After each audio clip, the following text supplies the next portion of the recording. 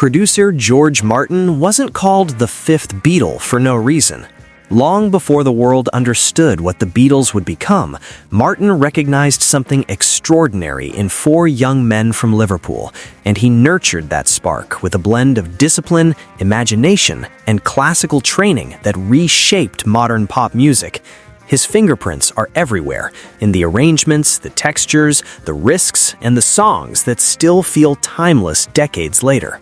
But while Martin contributed to almost every Beatles track in one way or another, he wasn't shy about singling out a few personal favorites, songs that, in his mind, represented the perfect fusion of band and producer, melody and craftsmanship, innovation and emotion. These were the moments when he felt the Beatles' genius aligned with his own, forming something greater than the sum of its parts. Let's check into 3 Beatles songs George Martin cherished deeply, tracks he admired not just as their producer, but as a fan, a collaborator, and ultimately, a believer in the magic that John, Paul, George, and Ringo brought into the world. Number 1, I Want to Hold Your Hand. Say that something.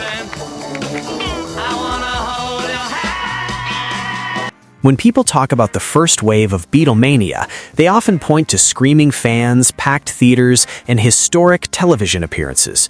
But if you ask George Martin, the real spark, the moment lightning truly struck, came from a deceptively simple pop single released in 1963. I Want to Hold Your Hand wasn't just another chart topper for him. It was one of his personal favorites, an explosion of melodic confidence and youthful electricity that captured everything he believed the band could be. Martin revealed this on a 1995 episode of Desert Island Discs, the long-running BBC program where legendary figures reflect on the songs that shaped their lives. Seated across from host Sue Lawley, Martin's selections ranged from Wolfgang Amadeus Mozart's Oboe Quartet in F major to George Gershwin's Bess, You Is My Woman Now. Yet amid the classical elegance and Broadway sophistication sat a bright, unmistakably modern entry, I Want to Hold Your Hand. Including the song on such a deeply personal list says everything about what it meant to him. It wasn't merely nostalgia. Martin genuinely believed the track represented a moment of rare pop perfection. He had worked closely with John Lennon and Paul McCartney as they sculpted its harmonies and rhythmic lift, guiding the arrangement toward a sound that was punchy, tight, and irresistibly fresh. The final recordings showcased the band at their youthful peak, unpolished in the best way, bursting with charm and perfectly aligned with Martin's production instincts. For Martin, this was the record that proved to the world and to himself that the Beatles weren't just talented young men with potential. They were something new, something big, something unstoppable.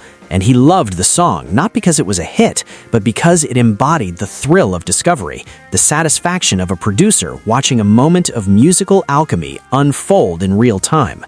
Number 2, the entire side 2 of Abbey Road.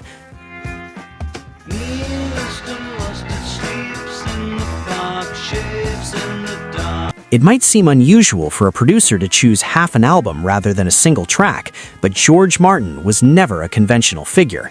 When asked about his personal favorites from the Beatles' catalog, he didn't hesitate. The entire medley on side 2 of Abbey Road was, in his words, very much my favorite, and in many ways, it was the culmination of everything he and the band had learned together. Released in 1969, Abbey Road wasn't the last Beatles album to hit store shelves, but it was their final recording as a functioning unit. You can hear the closing of a chapter everywhere, especially on its second side, where 11 interwoven songs form a shimmering musical mosaic. Tracks like Mean Mr. Mustard, Polythene Pam, Golden Slumbers, Carry That Weight, and The End flow seamlessly into one another, creating an emotional journey that feels at once playful, reflective, and deeply cinematic. For Martin, this wasn't just a medley, it was the realization of an artistic idea he had carried with him since the days of Sgt. Pepper's Lonely Hearts Club Band. On Sgt., Martin and Paul McCartney had experimented with continuity, cohesion, and the idea of an album as a complete experience rather than a collection of unrelated songs. With Side 2 of Abbey Road, they finally perfected that vision. Side 2 of Abbey Road was very much my favorite, Martin once explained, because it was Paul and I doing what I wanted to do after Sgt. Pepper. What he meant was simple. The medley allowed him to treat the Beatles' individual song fragments like movements in a larger classical piece. He loved weaving them together, arranging them with orchestral care, and sculpting transitions that felt organic yet ambitious. The end result was a musical tapestry that wrapped up the band's career with grace, and one that stood as one of the proudest achievements of his professional life. Even the hidden track, Her Majesty, originally cut out by McCartney and left stranded at the end of the tape reel, became part of the mythic charm. Everything on that side, from the polished harmonies to the lush string flourishes, represented Martin's highest ideals as a producer. It was the Beatles at their most mature, and Martin at his most inspired. Number 3. Here Comes the Sun. Here comes the sun. Here comes the sun. While Here Comes the Sun technically belongs to side 2 of Abbey Road, George Martin held such affection for it that he spoke about it independently, often with a warm admiration that suggested deep pride in George Harrison's artistic growth. To Martin, this wasn't just another track, it was a breakthrough, a moment when Harrison stepped fully into his potential as a songwriter. Really, the one that I thought was better than any of those was Here Comes the Sun. I mean, that was the first time he showed real cleverness in a song. From Here Comes the Sun onward, everything he did was pretty good. Coming from a man who had guided Lennon and McCartney through some of the most iconic works in popular music, this was no small praise.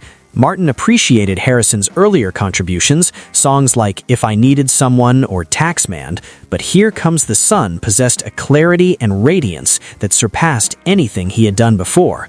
The acoustic guitar figure alone, written in a quiet moment in Eric Clapton's garden, struck Martin as elegant and deceptively sophisticated. What moved Martin most was Harrison's newfound command of arrangement and texture. The song's blend of acoustic warmth, gentle Moog synthesizer, and shimmering harmonies was unlike anything else on the album. It felt refreshing, hopeful, tender, an emotional tone that perfectly balanced the darker tensions surrounding the band at the time. To Martin, Here Comes the Sun proved that Harrison was no longer a junior partner in the Lennon-McCartney dynamic. He had arrived as a songwriter of equal emotional depth and musical intelligence, and Martin loved the song not just because it was beautiful, but because it signaled a moment of personal triumph for a quiet, thoughtful Beatle who sometimes had struggled to be heard. George Martin's affection for these songs offers more than just a glimpse into his personal taste. It reveals the emotional architecture behind one of the greatest partnerships in music history. Martin didn't merely produce the Beatles, he listened to them, challenged them, elevated them, and believed in them long before the world caught on. His favorites reflect not only the band's evolution, but his own. The early thrill of discovery, the sophisticated ambition of their studio years, and the quiet satisfaction of watching each Beatle grow into a fully realized artist. And perhaps that is why Martin's favorites still resonate with us today. They remind us that behind every great record lies a moment of trust, a spark of creativity, and a collaboration that, when everything aligns, becomes timeless.